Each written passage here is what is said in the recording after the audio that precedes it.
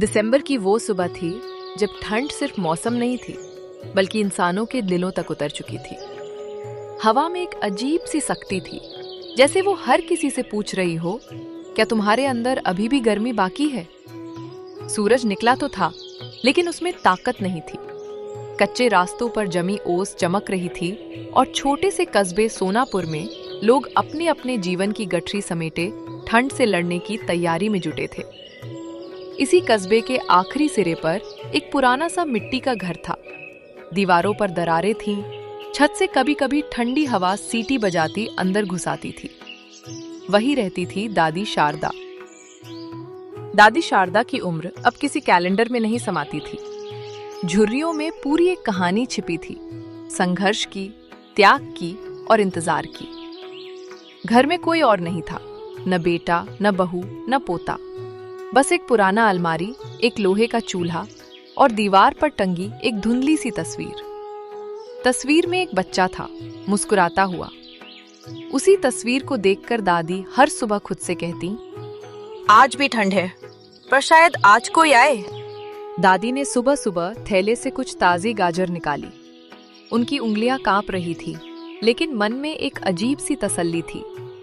गाजर छिलते हुए उन्हें बीते साल याद आ गए, जब पूरा घर हंसी से भर जाता था, जब ठंड आते ही गाजर का हलवा घर का सबसे बड़ा त्योहार बन जाता था। दादी की आंखें भर आईं। अब कौन खाएगा मेरा हलवा?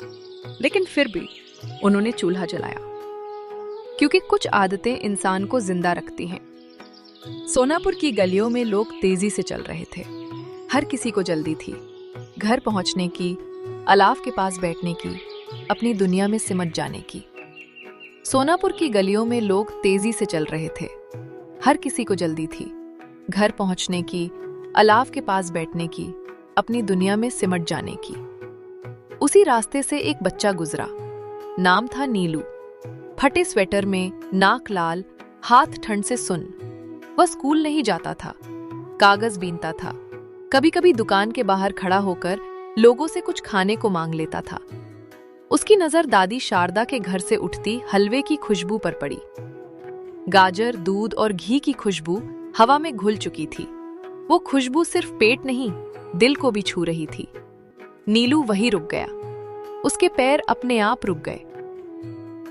माँ कहा करती थी, गाजर का हलवा मतलब सर्दी में प्यार।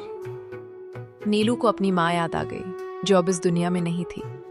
घर के अंदर दादी हलवे को धीरे धीरे चला रही थी, हर चम्मच के साथ जैसे यादें भी चल रही थीं। उन्हें नहीं पता था कि बाहर कोई है, लेकिन दिल बेचैन था। कुछ रिश्ते आवाज से नहीं, खुशबू से बनते हैं। दादी चौंकी, इतनी ठंड में कौन? उन्होंने धीरे से दरवाजा खोला। बाहर एक दुबला सा बच्चा खड़ा था, आंखों में भूख लेकिन चेहरे पर डर। बेटा, ठंड लग रही है? जी। दादी ने कुछ नहीं पूछा। कभी कभी सवालों से ज्यादा जरूरत होती है गर्माहट की। नीलू अंदर आया। ठंडी हवा बाहर रह गई। अंदर हलवे की खुशबू और दादी का सन्नाटा था। दादी ने एक कटोरी में गरम गरम गाजर का हलवा निकाला। कटोरी कांप रही थी, शायद ठंड से, शायद भावनाओं से। नीलू ने पहला निवाला लिया। उसकी आंखें बंद हो गईं। वो सिर्फ हलवा नहीं था, वो माँ की याद थी, घर का एहसास था और ये भरोसा था कि दुनिया अभी पूरी तरह ठंडी नहीं हुई है। रात उतर चुकी थी। सोनापुर की गलियां सन्नाटे में डूबी थी। ठंड अब और तीखी हो गई थी, जैसे अंधेरा खुद ठंड को और ताकत दे देता हो। दादी शारदा के घर के अंदर चूल्हा जल रहा था। उसकी लौ दीवारों पर नाचती हुई परछाइयां बना रही थी। नीलू चूल्हे के पास सिकुड़ कर बैठा था। हलवे की मिठास अभी भी उसके होंठों पर बाकी थी। कुछ गर्माहटें शरीर तक सीमित रहती हैं और कुछ सीधा आत्मा तक पहुंचती हैं। कमरे में ज्यादा बात नहीं हो रही थी, लेकिन सन्नाटा अजीब तरह से बोझिल नहीं था।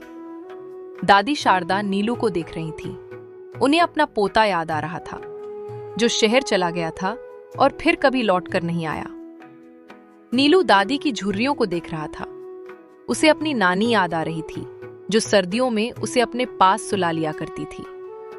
दादी ने हलवे की एक और कटोरी भरी। ये कटोरी सिर्फ खाने के लिए नहीं थी, ये एक न्योता था। आज यहीं सो जाओ बेटा। नीलू चौंक गया। उसने पहली बार किसी अजनबी से ये शब्द सुने थे। गरीब बच्चे जल्दी समझ जाते हैं कौन सच में बुला रहा है और कौन सिर्फ दिखावा कर रहा है। नीलू ने सिर हिला दिया। दादी और नीलू चूल्हे के पास बैठे थे। हलवे की खुशबू फिर हवा में थी। कुछ खुशबुएं याद नहीं बनती, वे वादा बनती हैं। ये कहानी गाजर के हलवे की नहीं थी, ये कहानी थी ठंड में जलते चूल्हे की, डर के बावजूद खुले दरवाजे की, और उस इंसानियत की जो आज भी जिंदा है, बस उसे पहचानने वाली आंख चाहिए।